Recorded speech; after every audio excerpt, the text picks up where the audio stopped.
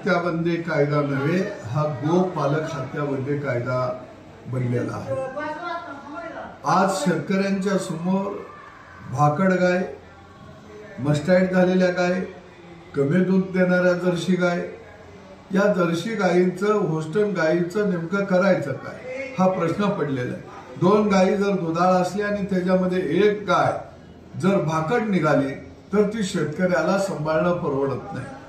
Jersey गायला आणि म्हशीला जर गोऱ्या झाला तर तो आज अवतालाही चालत नाही, बाजारातही त्याला विकता येत नाही। आणि म्हणून एका बाजूला शेतकरी कर्ज काढून दुधाचा दंगा उभा करत आहे आणि त्याच्यावरती अनुत्पादक जनावर एक दोन जर भार म्हणून पडलं तर तो धंदा निश्चितपणाने त्याचा तोट्याचा होत आहे।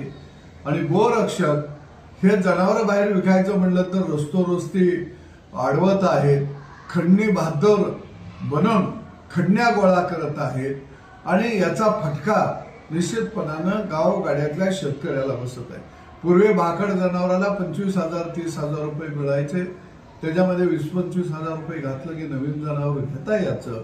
परंतु या गोरख रक्षकांच्या गोरख धंद्यामुळं आज संपूर्ण शेतकरी संकटात सापडलेला आहे।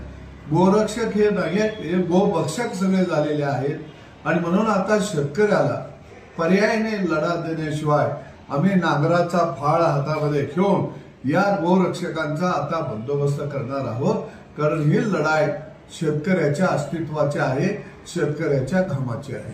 आपल्या शहरातील ताज्या घडामोडी पाहण्यासाठी रणनीती टाइम्सला सबस्क्राइब करा आणि बेल बटन प्रेस करा, लाईक आणि शेअर करा।